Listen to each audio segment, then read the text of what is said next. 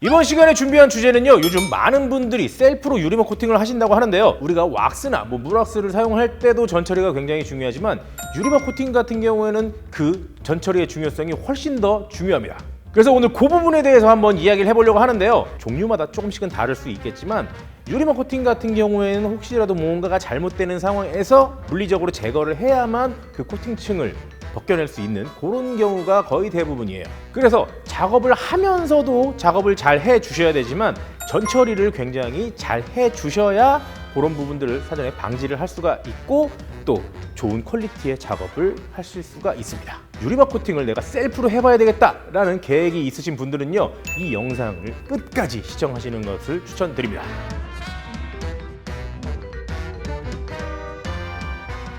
자, 처음으로요, 너무나도 당연하지만 차를 깨끗하게 세차를 하셔야 돼요. 우리가 뭐 왁스를 바르거나 물왁스를 바를 때도 깨끗하게 세차를 하기는 해요. 하지만 유리막 코팅을 하실 때는요, 조금 더 신경 써서 세차를 해 주셔야 되고 내가 평상시에 잘 닦지 않았던 부분까지도 웬만하면 깨끗하게 만들어 주셔야 돼요. 예를 들면 끝단 같은 경우에 우리가 약재를 바르고 버핑을 할 때 이 타월이 이 더러운 부분을 끌고 와서 더럽게 묻히는 경우들이 생기거든요. 그래서 타월이 끌고 올 수 있기 때문에 그런 오염까지도 다 제거를 해 주시는 걸 추천을 드려요.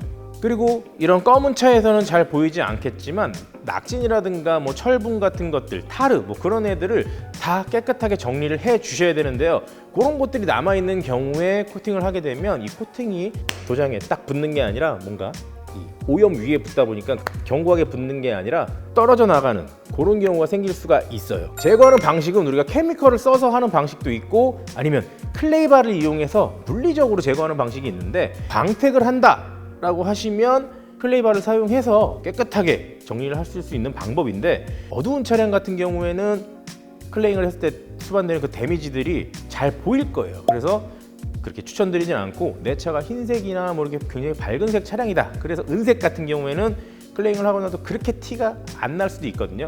그리고 코팅제들 중에서는 수월마크라든가 그런 부분들을 덮어주는 그런 효과가 있는 애들도 있기 때문에 내 차 상태에 맞게 여러분들이 선택을 하셔서 케미컬로 작업을 할지 아니면 클레잉을 해서 물리적으로 작업을 할지를 선택을 해주시면 됩니다. 그럼 타르 제거하는 방법 좀 이야기를 해드릴 건데요, 타르 제거 같은 경우에는 미트질을 하신 다음에 하는 걸 추천드리고요, 미트질을 하고 나서 깨끗하게 만들어 놓고 보이는 그런 타르들을 제거를 해주시면 되고요. 그리고 철분 제거 같은 경우에도 이렇게 미트질을 마친 이후에 철분에만 직접적으로 반응할 수 있게끔 그렇게 분사해 주시는 걸 추천을 드립니다. 다음은요, 전처리 과정 중에서 굉장히 중요한 습식 페인트 클렌저를 사용해서 이 도장면 위에 있는 뭐 코팅층이라든가 그런 부분들을 제거하는 건데요, 여러분들이 아무리 좋은 유리막 코팅제를 사용하신다고 하더라도 도장면 위에 코팅이 다른 게 돼 있거나 뭐 유분기가 있어서 얘네들이 잘 안 붙을 수도 있고요, 붙더라도 안에 게 떨어져 나가면서 같이 떨어져 나가는 그런 현상이 발생할 수 있기 때문에 도장면을 완전 생 페인트의 상태로 만들어주는 게 좋습니다. 자, 이제 다음은 드라잉인데요, 드라잉 같은 경우에는 우리가 세차할 때도 평상시에도 신경을 많이 써서 하실 거예요. 근데 혹시라도 물이 조금 남았어요. 특히나 이런 틈새 부분들, 사이드 미러 같은 경우에는요, 여러분들이 에어를 아무리 많이 쏘더라도 분명히 물기가 안 나왔어요. 근데 조금 지나면 물기가 다시 쪼르륵 하고 흘러서 연문짝에 이렇게 똘똘똘똘 흐르는 그런 상황이 발생하거든요. 그래서 저처럼 키친타월을 이용해 갖고 이렇게 안으로 넣어주면 얘가 물기를 좀 흡수를 할 거예요. 또 하나, 겉에만 잘 이 물기를 말리면 된다고 생각하는데 후드 같은 것도 다 열어서 안쪽에 물기 다 제거해 주셔야 돼요. 안 그러면 분명히 물기가 없는 줄 알았는데 코팅제를 발라놓고 버핑을 할 때 이 물이 따라 올라와서 잔사를 만들어내는 경우들이 생깁니다. 그래서 저 같은 경우에는요, 뭐 에어를 충분히 쏘는 것도 쏘는 거지만 다 드라잉을 해놓고 이 문들을 다 열어놓고 히터를 켜놓는다거나 조금 더 말리는 시간을 둬요. 통풍기나 그런 것들을 이용해갖고 조금 더 꼼꼼하게 불어주시는 것을 추천드립니다. 자, 이제 물기 제거를 완벽하게 했다, 그러면 바로 이제 유리막 코팅을 슉슉 바르면 되느냐? 한 가지가 남았어요. 바로 알코올성 탈지제를 이용해갖고 여러분들이 탈지를 한 번 더 해주셔야 되는 건데요, 유리막 코팅제는 도장면에 아무것도 있지 않을 때 가장 완벽하게 붙을 수 있어요. 그 환경을 만들어주는 게 습식 페인트 클렌징이고 지금 하는 알코올 탈지로 하는 탈지 작업이에요.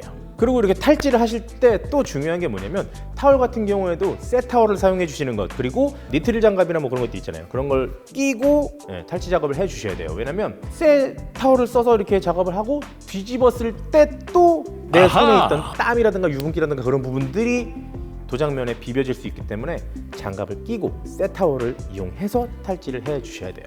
자, 이렇게까지 여러분들이 다 따라오셨다면 유리막 코팅을 하실 준비가 다 되었습니다. 자, 그럼 이제 슉슉슉 바르면 되냐? 작업을 하시면서도 또 주의하셔야 될 만한 사항들이 있어요. 그거에 대해서는 저희가 다음 편에 준비를 해볼 테니까요. 기대를 많이 해주시고요. 다시 한번 강조드리면요. 여러분들이 유리막 코팅을 하는 작업도 중요하지만 이 전처리 작업이 굉장히 중요하다는 것 여러분들 꼭 명심하셨으면 좋겠습니다. 그리고 이 영상을 한번 보더라도 순서대로 따라가다 보면 다 고개를 끄덕여요. 근데 막상 내가 하려고 딱 보면 뭐였더라? 하는 경우들이 생기거든요. 그래서 이 영상 여러 번 보시면 막히는 부분 없이 하실 수 있을 거예요. 이 영상이 유익하셨다면 구독과 좋아요 부탁드립니다.